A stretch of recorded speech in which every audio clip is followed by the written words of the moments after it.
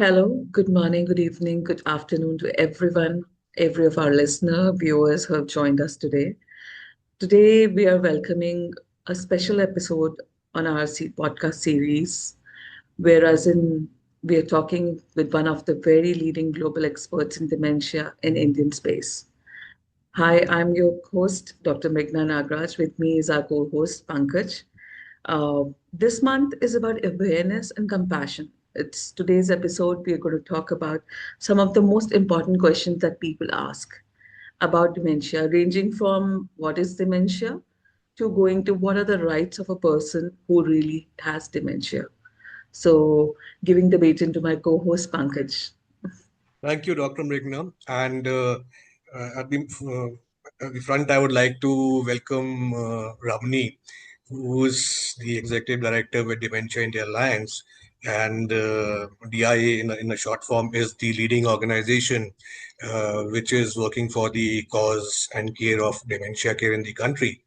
And it was an honor to really see the journey of Dementia India Alliance and the board as well as the trustees and the advisors who have joined forces to promote memory care, mental health, and dementia. So, welcome, Ramni. We really look forward to learning a lot of things from you, especially how dementia uh, is developing or how it is growing and how we can do something about this particular sector from the corporate level as well as from your perspective level, because what I understand is you are a neuroscience professional who's been working in this sector for almost a decade and a half, and with your experience of Nightingale Trust and Nightingale setup in Bangalore, I think we couldn't find anyone better in the country to guide us and give us inputs on it. So, welcome, Doctor. Thank you. Thank you very much for having me here. So, Ramani, since we were so excited about having you here, and especially as we know this is Dementia Care Month, where we are talking about awareness about dementia. So, let's begin with one of the most basic things that people think about. So, the biggest myth of all is that memory loss is dementia, right? But the truth is, the memory problem can come from many things like stress, vitamin deficiency, thyroid issues, depression, and even sometimes side effects of certain medicine that people, are taking for on regular basis. So, my question to you is dementia is more than forgetfulness.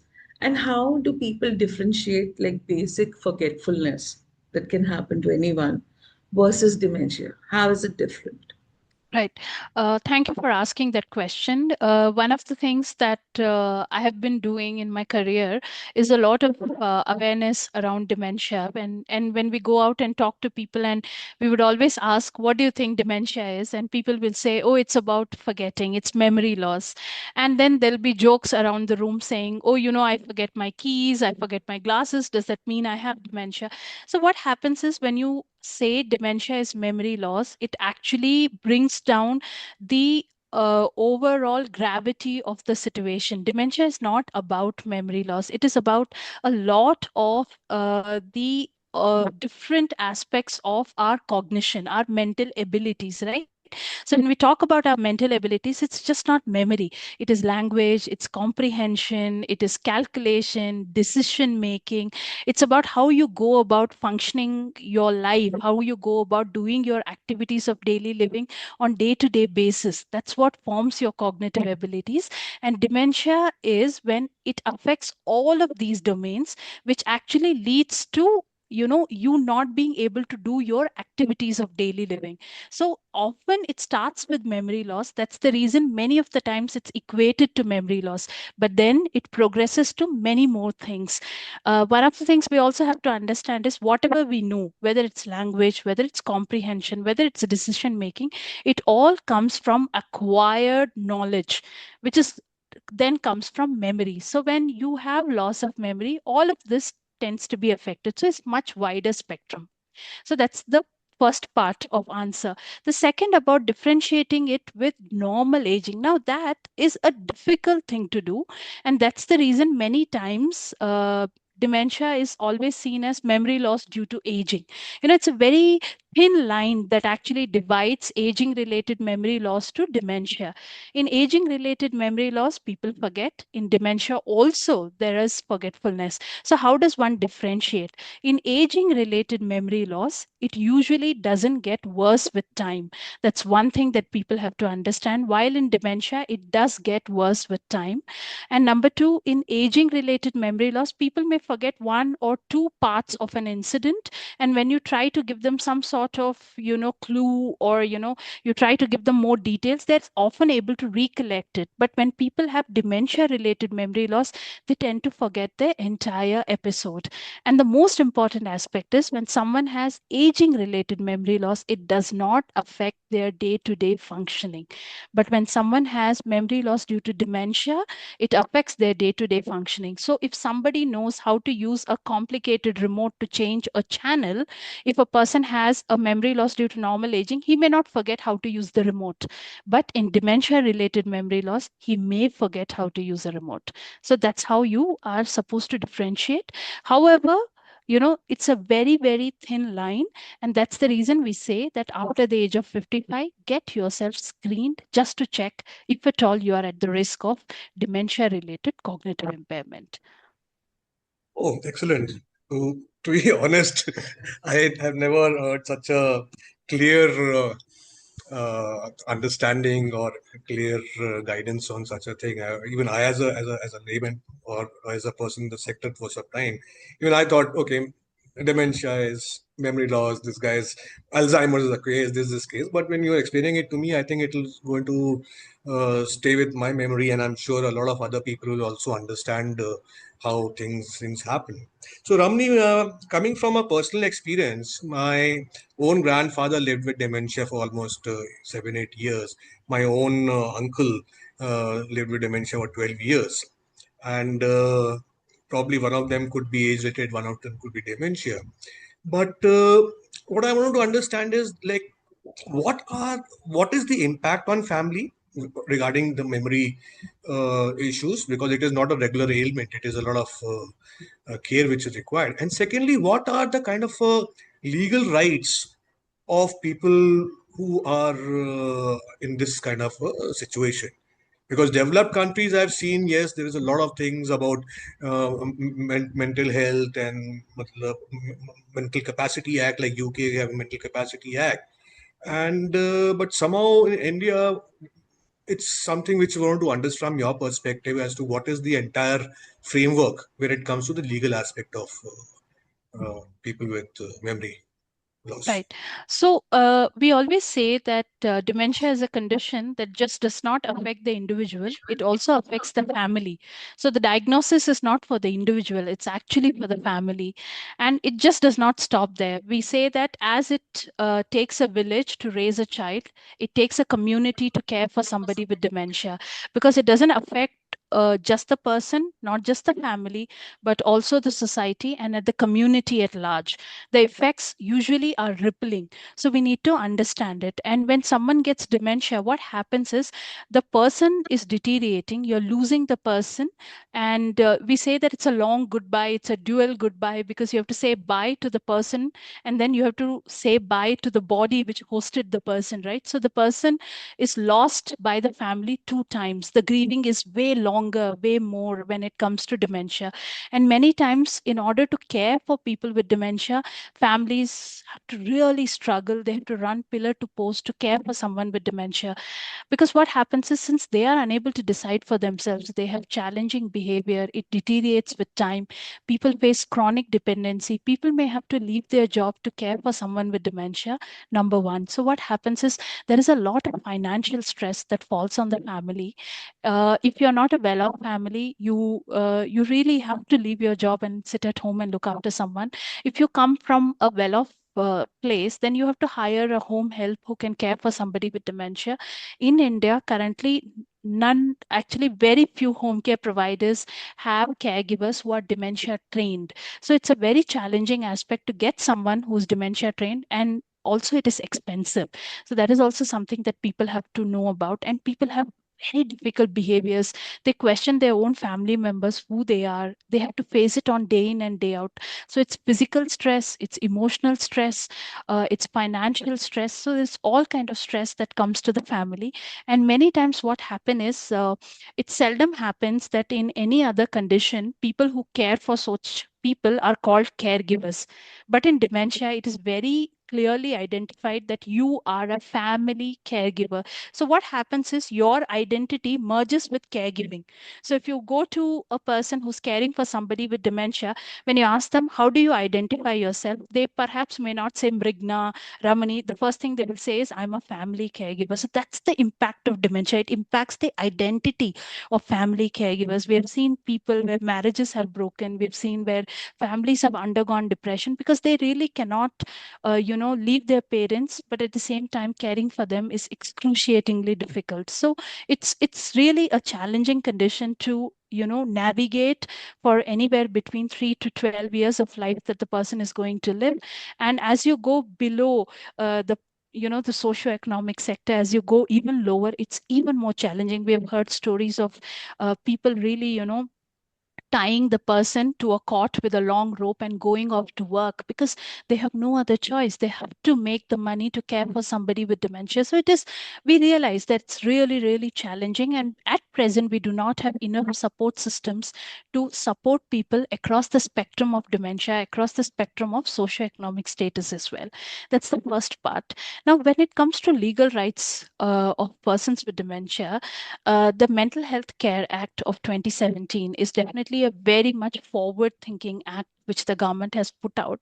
And it gives all the rights to a person with mental illness, including somebody with dementia, as it would be for any normal person. They have right to privacy, they have right to, sort of consent for their treatment. Even though we say that in dementia, people really may not be able to consent, they may not have capacity to consent.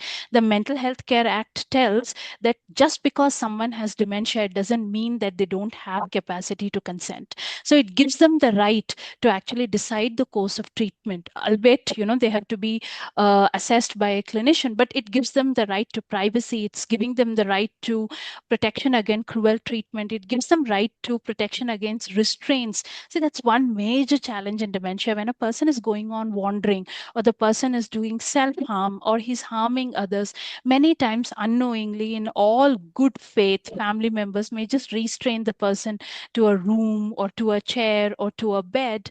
To them, that is the best way they are caring for the person. But from a human right perspective, you are actually limiting somebody's independence, somebody's movement against their will. So these are things that mental health care is aiming to protect. Now, it is a very high window that they have kept. How it would be implemented is another aspect that really needs to be looked into. I think Government of India really put out the act in good faith, but then implementation requires thousand more arms. So we have to really see, do we have those kind of arms to really regulate all these things at community level or at residential care level? Excellent, brilliant. In fact, I remember around a year and a half back, I had done the entire analysis of the Mental Health Care Act.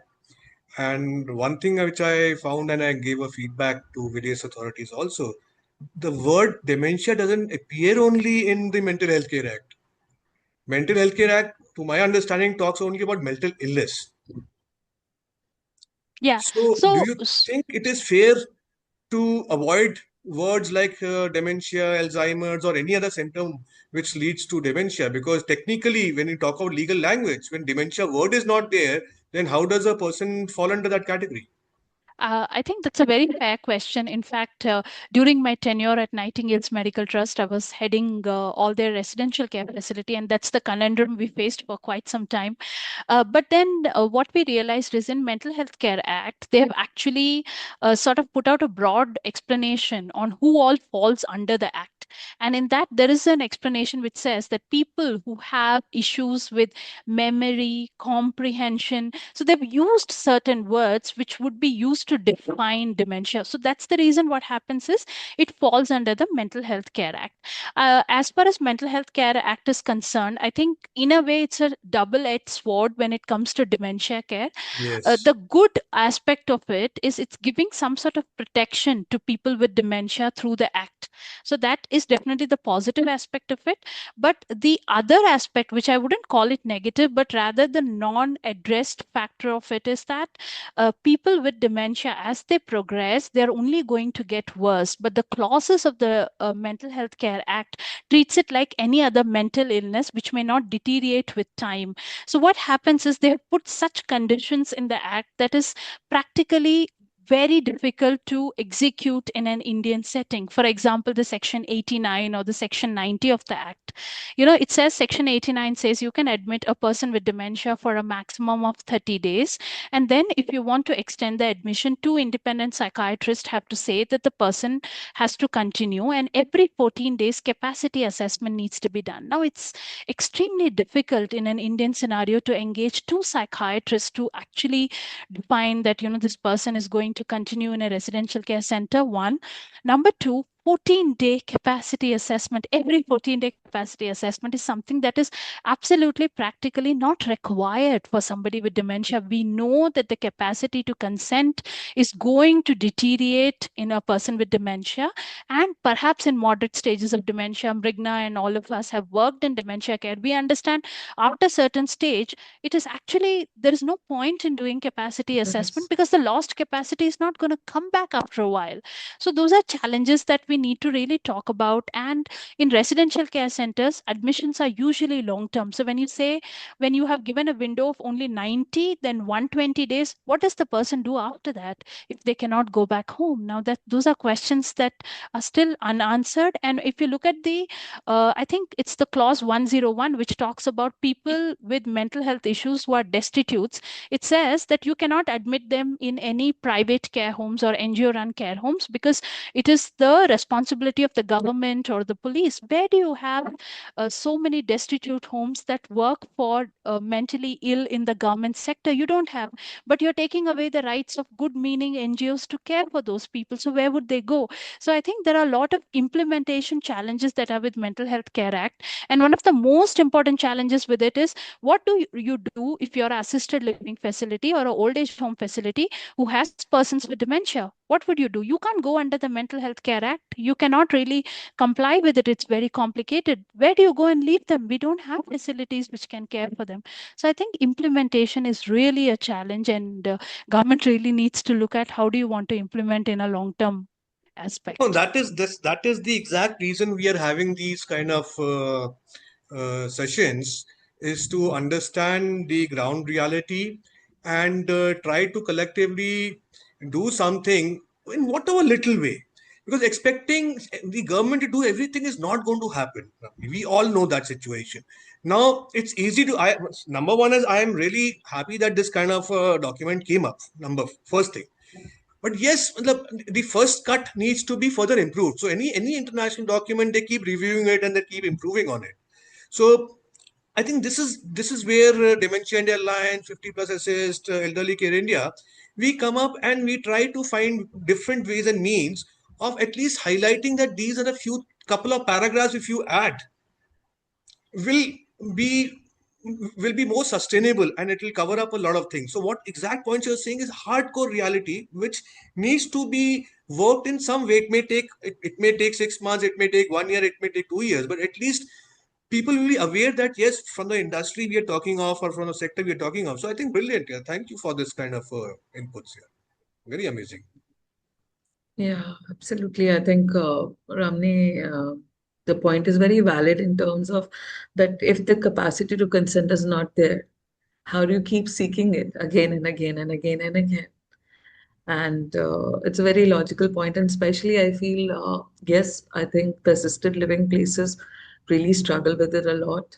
But also at home care, where, families caring for an individual, probably a family member, you know. and a constant stress that they're undergoing personally, there may be a support system or there may not be a support system to help in this case.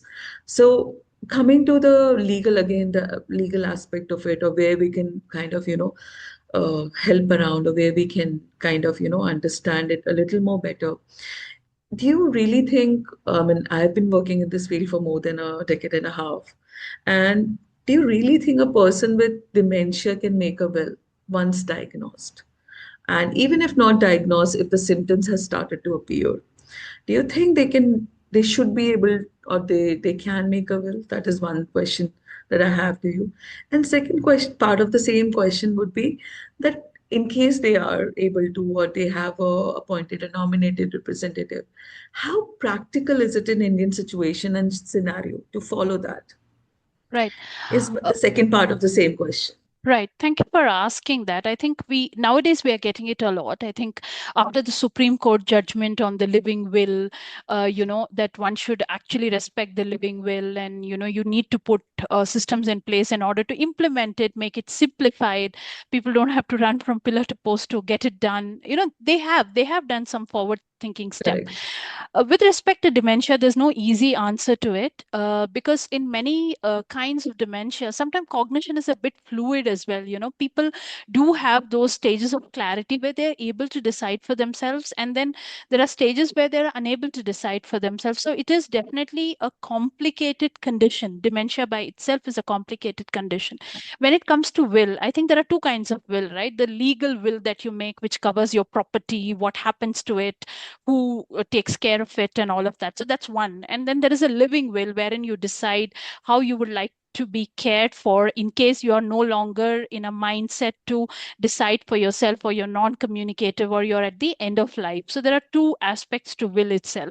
And when I talk about decision making capacity itself, then there are two kinds of aspect to that itself. There is competence and there is capacity. So when we talk about competence, it's the understanding that this is my property, this much what it is, and how I want to divide it among my children, what I want to give, what I don't want to give. All this comes, the legal aspect, the financial aspect comes into competency, but it is somehow related to capacity. The capacity is all about, can I decide if they tell, oh, this is the treatment that I want to do with you? Can I decide whether it's good for me, it's not good for me, what are the adverse effects? Those are the two kinds of aspect. We do have assessment which works on capacity, but do we have clear assessments on competence? It's a bit of a gray area. With respect to capacity, for example, in Mental Health Care Act itself, it says that an admission should be done with the consent.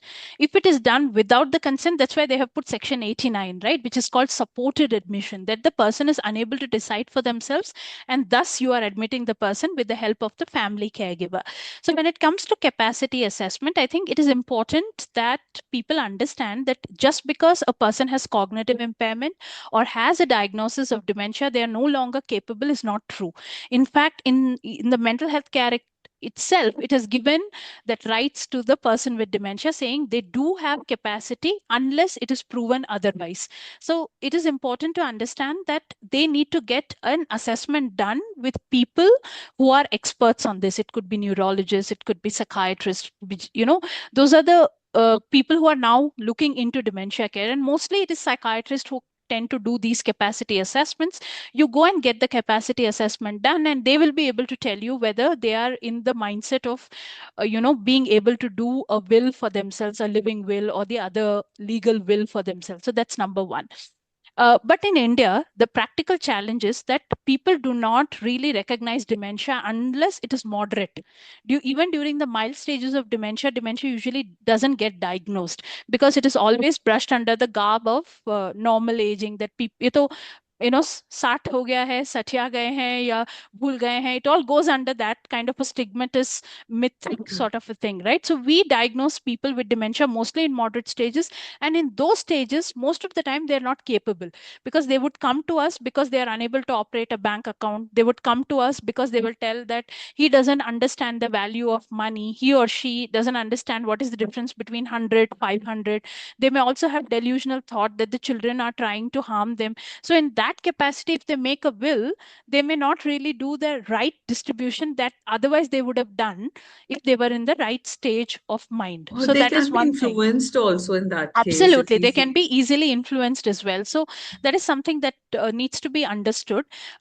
Even in the Mental Health Care Act, that's the reason they say that they should have a nominated representative who can thus decide on the person's behalf. And it also gives another word, that is advance directive, wherein he or she can write that what needs to happen to them as the disease progress and they are no longer in a capacity to actually decide for themselves. Having said that, I think one of the things we need to realize is that in dementia, some sort of capacity is there to decide whether I want this or not for myself. So that needs to be respected. I'm not talking about the legal and the financial aspects of it, but on certain decision making skill, we can't stay mute on that and we should respect it. But overall, the practical implementation of it, there is no easy answers. I think awareness is very poor about the legal rights of a person with dementia. Awareness is very much poor about living will or the other wills. We have every day we have family calling on our national dementia helpline, and they will call and they will say that my father did not divide the property. Now he is into dementia. Can you help us on how we can go about it? There's no way of going back and doing it, and it's a struggle that the family has to go through. Or the person is getting a pension, for example. The person's signature do not match the bank signatures. The pension is there, but you cannot use it for the care of a person with dementia. So these are challenges that are very much there.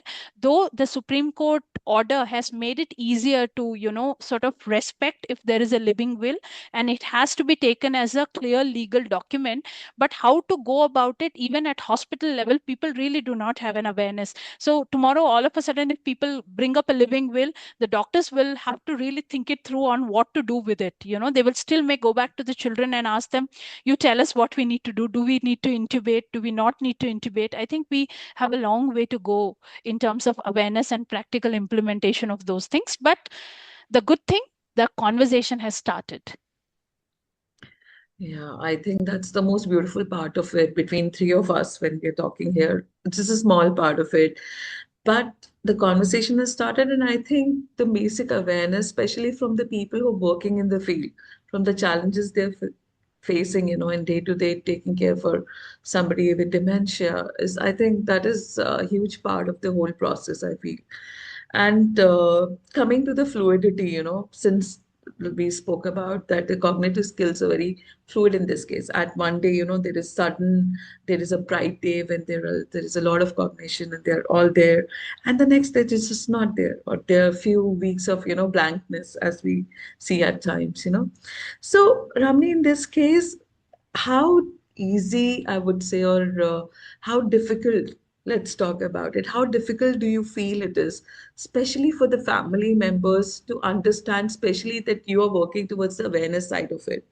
So, I mean, especially like we don't, I mean, we work with a certain section of society at this point in time, which is educated, which probably has read, and there also we find it very difficult because at times I hear a lot of families complaining, oh, she's pretending.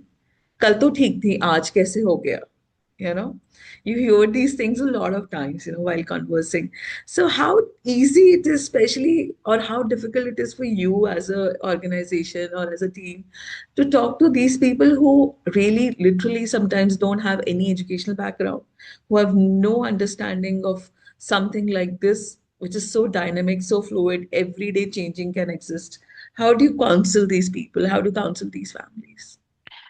Um, it's actually very challenging, and I think that just to make them understand that that particular person is not doing what he's doing on purpose is something that really takes an effort to make them understand. It requires a lot of awareness. It requires a lot of counseling. It requires them to understand is what is actually happening inside the brain. See, what happens is when a person is visibly sick, you empathize, your heart goes Right. out to them, you want to care for them. But when a person has a mental illness or a neurodegenerative illness like dementia, in much of the early stages, even up to moderate stages, they don't look sick. So when they don't look sick, you really, don't really have that kind of empathy towards them. So definitely, that's a challenge, not just with dementia, with any other mental health illness as well. If somebody has schizophrenia, they're moving about, they're doing their job, you really don't seem to empathize with them Yeah, vis-a-vis someone who is perhaps handicapped or disabled, right? Because you're able to correct. see their challenge. Here this challenge is much internal, the struggle is much internal. So that is something that requires a lot of awareness. And what we try to do with the families is, that's the reason much of our family caregiver training goes up to 6 hours, 7 hours, sometimes 20 hours. And we involve many family caregivers. See, in India, the problem is that caregiving is no one single person's job. When it comes to decision making, when it comes to caring, it is only one person's job. But when it comes to Yes. decision making, it is multiple people's job. So what happens is, when you want to explain about dementia, there's wife, there is a son sitting in the city, there's a son sitting abroad, there's one daughter-in-law sitting at other places, everyone wants to get involved, there's a first cousin, second cousin, everyone wants to get involved. So sometimes you need to have to do a family counseling to explain what is actually happening to them. They need to understand that dementia is not a psychiatric condition, it's a neuropsychiatric condition. There are changes in the brain due to which the person is acting a certain way. So that needs to be understood. And especially in if you look at rural areas, I think it's simpler, if I could put it that way, that though they may not Oh, understand, I feel they are, mm, since they don't understand, they don't go into the complications of it. I think they just decide that you need to care for that individual. And I think that's quite simple. And when they don't behave in a certain way, I think in rural what happens is, they would have seen somebody with this condition and they would have thought it is part of normal aging. So many of the times the person is treated very normally. And I find beauty in that aspect of treating somebody like that. And in rural area, one of the other challenges that are there is that people with dementia, we really don't see them much at the primary healthcare centers or at the diagnostic places, because much of the time they are at home. Because people don't know it is dementia, they might become worse, they may be bedridden, and they just pass away like that. We really don't see them at the community health centers or the PHCs. And the family also do not seek out for help, because their basic necessities, food, the money, they want to ensure that they go by their day to day life. So what happens is, for us, quality of life for an elderly person with dementia is very important. But when you're trying to meet your daily needs, that doesn't seems to take priority in your life. So that becomes a little different when it comes to rural areas. A lot of awareness is required when it comes to the rural part of the country, the uneducated part of the country. Also, we do not have those kind of sensitive tools that can actually pick up cognitive impairment in rural areas. We don't have those kind of tools which can pick up cognitive impairment in people with sensory issues. Most of the time, elderly will have one or the other sensory issues. Either they are not able to see, either they are not able to hear. So how do you do testing on those people who have sensory impairment? You seem to leave out a large chunk of those people out. And with respect to caregivers, I think professionals like us, we keep a very non-judgmental view when family caregivers tell us that they are doing it on purpose, because I think it doesn't stem from a wrong place. It stems from a place of hope that perhaps he may not have dementia, he's doing it on purpose, perhaps it is something treatable. Many times we have seen it. That's where it comes from. So mhm. I think they all mean in very much good spirit. I think proper education, proper guidance and hand holding helps the family to go through it. In an Indian scenario, much of the time diagnosis is given in a rush. You have your father has dementia, he will forget everything, go deal with it. This is not how a diagnosis of dementia can be given. You have to sit them down. They need to understand advanced care planning. They need to understand the person may not be able to sign, the person may forget the near and dear ones, financial arrangement, palliative care, costs that are going to come to them. All of it needs to be understood. So how do you communicate the diagnosis? Sitting them down and diagnostic counseling is something that we are very much lacking. If we have all of this, perhaps the space will not look, I don't want to use the word better, but rather more supportive. So That's actually correct. I think one thing that I highly recommend to all the seniors after a given age is talk to their banker, whichever bank they're using, and change the signature to a thumb impression. that I feel is something that, at times can really help them, especially with any advanced neurodegenerative condition, let it be Parkinson's or, dementia, whatever it may be. So personally, I feel that really helps individual. And these days, I don't know how it is in the rural India, but in the urban India, at least we have these facilities where the bankers come to your house if you have a pre-arranged call, and they help you with the banking needs at least, which I feel is a very good step towards helping individuals with certain neurodegenerative conditions and everything. And yeah, I think it's a beautiful place to say that it's not going to make it better, but to make it more supportive is all what we can do. So whenever I speak to somebody with dementia, I always tell them we're not going to heal the person. He's not going to get cured. What we can do is to manage, to help, to Yeah. support. So, yeah, I think that's a very beautiful take on it, Ramni. What do you think, Pankaj? No, definitely. I think this has been a very insightful session, genuinely. And from my side, I just, as an individual person, I wanted to ask you from my side, that's the last question to ask you is, uh, does Dementia India Alliance has any data on terms of what is the percentage of people with memory issues in rural areas or state-wise or age group or gender-wise? Something which is public information, because in our on our website we have put in a lot of demographics, so Right. probably something about dementia also, if we can create a tab and say that okay, probably Punjab rural has got more thing than Maharashtra, or but whatever the statistics which we can do, because end of the day I think information sharing is the objective of the entire initiative. So Yeah, if any kind so of, I yeah. think I think that's a good question. I think as Dementia India Alliance, we may not have a statewide, nationwide perspective on what are the prevalences, but I think we do have a very good paper which released in 2021, this Lassie Dat study, which looked into dementia prevalence in multiple states, and that's a very good document. In fact, even the government tries to go back to the document to look at not just about aging but also about dementia. They've put out prevalences statewide for each of the state, in which they've said that the countrywide prevalence is 7.4% among people who are above the age of 60, and they've said that Jammu Kashmir is perhaps the highest in terms of prevalence of cognitive impairment in people above the age of 60. Karnataka is again higher than the state average. I think it's about 7.6%. Andhra Pradesh is higher. So they have put out statewide prevalences, and it's more urban though. It's not very much rural, but there are individual studies that have come out of NIMHANS, AIMS, and other academic institutions where they have looked at the rural percentages. But as I was discussing earlier, I think we do not really have such kind of sensitive tools to really pick up cognitive impairment when it comes to rural vis-a-vis urban. There are issues with that. We are linguistically a highly diverse country. We are functionally a highly diverse country. So, there are a lot of challenges when it comes to mapping cognitive impairment in India. And I think there's a lot of work that needs to be done, especially in rural areas. We really don't know the prevalence very much. So that is something that needs to be looked into. And even the Lassie Dad said that there is 7.4% prevalence when we were doing advocacy with the government of Karnataka. They along with NIMHANS and all of us, we have seen about mostly I think 5% prevalence. So they were asking us, where are the rest of the people? So the problem is that prevalence is usually calculated when people come to you, you diagnose. In India there is a 90% treatment gap.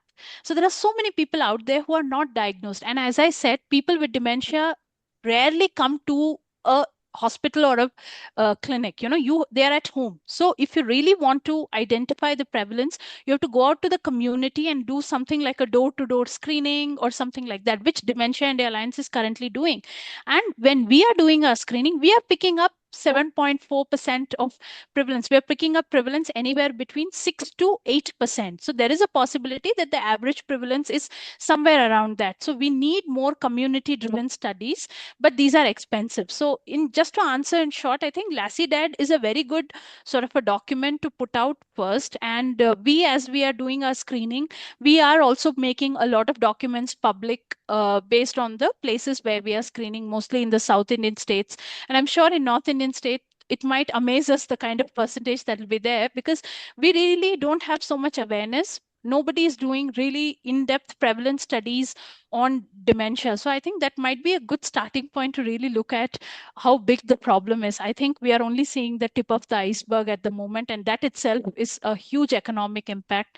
If we really unleash what is the true numbers, I think we are really looking at an epidemic that needs very much a lot of preparation from government level, society level, and at an individual level. No, I think that's Yeah. a very valid thing, and I strongly believe uh, solution to nikal lenge hum log. Don't worry, and not everything really requires too much of money. It's just a matter of how you pitch it to the right people and to people who have a heart to really do something. So I think a lot of these government officials at the district levels these days are very educated and they are very sensitive also. Yeah, that we have to give it to the government. I think when we are doing advocacy effort, we approached Karnataka, they came on board. We now approach Tamil Nadu, they have come on board. We approached Pondicherry, they have come on board. Now Andhra Give me Pradesh one is month. coming on Give board. me 2 months. Give me two Yeah, months. yeah. So All intent the is there. districts in the country will know what Dementia and Alliance is and what Elderly Care India, and they already No, know about thank it. you. Thank you. So But our objective is that we'll put them and we'll sensitize them without giving a major big kind of thing. So that solutions will come offline as when we talk about yeah, it. yeah. But No, what yeah, I was really. trying to tell is that intent with the government of India, there is intent. And when there is intent, the path is way more easier. That the government understands that there is a problem called dementia, then you have a winner there, because now you can open doors. हो जाएगा, Correct. don't worry. Don't worry. Correct. No, I also feel it that way. So, Ramni, my last question to you before we close the podcast is, if you would like to share personal incidents or experience that you have had that really touched your heart and that really changed the way you have been perceiving things. This is my favorite question to all my guests, especially who are working with, in person with people with dementia. So, any I incidents that you like to share? I actually, I've been in this field for 15 years. When I joined, the dementia care, I think I was 21 when I joined dementia care. And I was actually at that time working in a residential care facility for persons with dementia. And there used to be a gentleman, a very nice Gujarati gentleman, whom the family had admitted. Apparently, at the home when they were keeping him, he used to always wander off and he used to get lost too many times. And after a while, the family really could not manage and they put him in a residential care facility. Very soft, very kind, and a very gentle person. And I used to live in that residential care facility. So he and I were neighbors. So there was this manager's room and just next to it was the client's room, right? So he used to come and we used to go to temples together, and I used to take him out and all of that. So what will happen is he used to come and he used to tell me that there used to be a very nice lady in that room who used to take me out. I'm that lady, but he used to tell me there's a very nice lady in that room who used to take me out. Will you please tell her that I miss her, and I've not gone to the temple for 2 days now, but I took him yesterday. But then he came and told me I haven't gone to the temple for 2 days now. Please tell her, okay? But you know what? I don't remember her name, but you know just please tell her, okay? That was one incident that stayed with me. And I think as he progressed, I think one incident that stayed with me is when he came to my room and completely devastated, and he said that, my wife, somebody has kidnapped my wife. His wife was with him.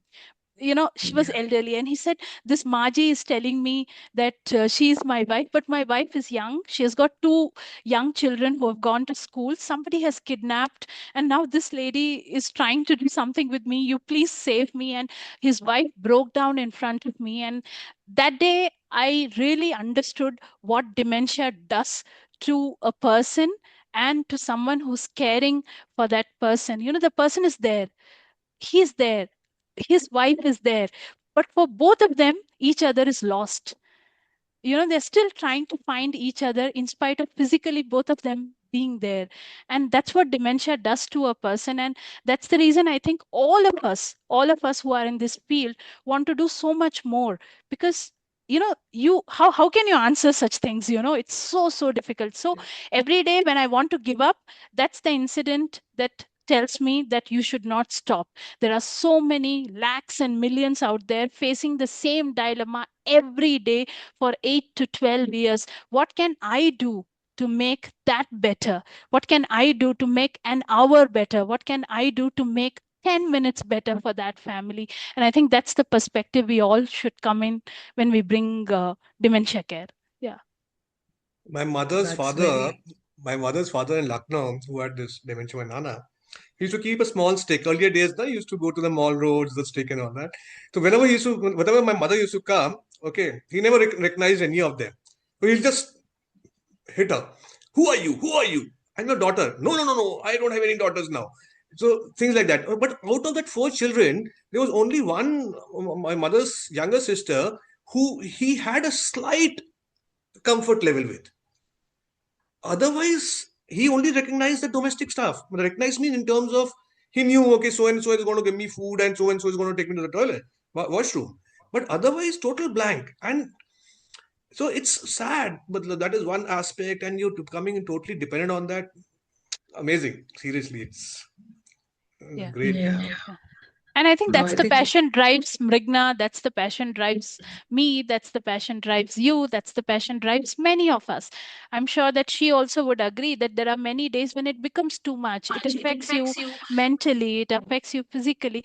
But then the pain, sometimes what affects you gives you power to do better. And I think that's what we have to do every day. You know, you get up, you know there is a problem, you know there is no cure.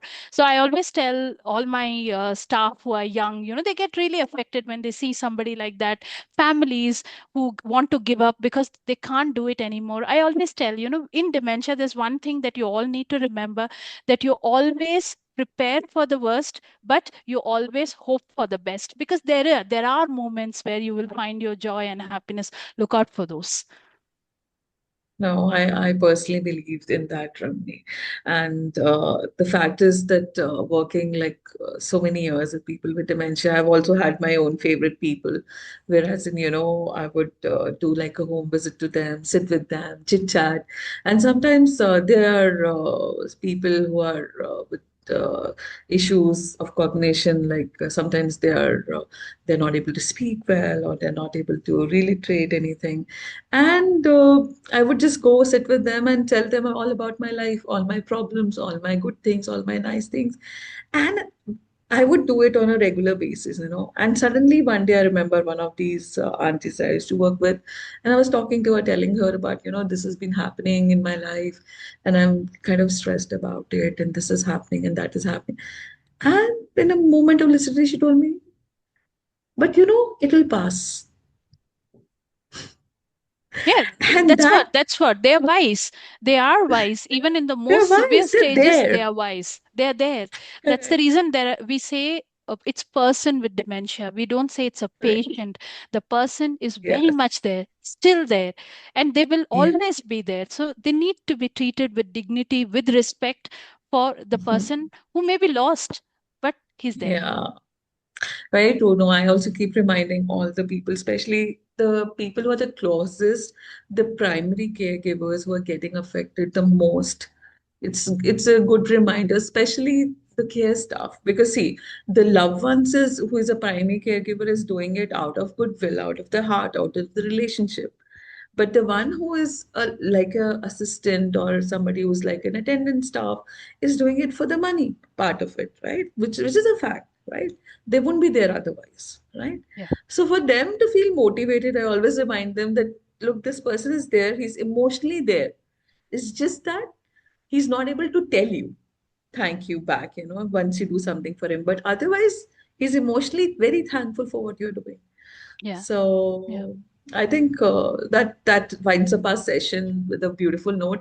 But it's only just one of the things we have spoken about. We would love to have furthermore conversation on these matters. And at the end of the day, like Pankaj said, like you said, to a government cannot have a million hands. So one by one, let's join one hand with each other and let's see where this chain goes. So sure. thank you so much, Ramani, for your Thank you, time. Mrigna. Thank you, Thank you, Ramni. It And was Pankaj. a pleasure to have you, and I'm sure once we convert this discussion into regional languages, a lot of people will benefit. I'm 100% sure on that. So with that, Thank you. thank you very much. Thank you. Thank you Yeah. so much. Okay. Thank you. Everyone. Thank you. Thank you. Thank you. Bye-bye.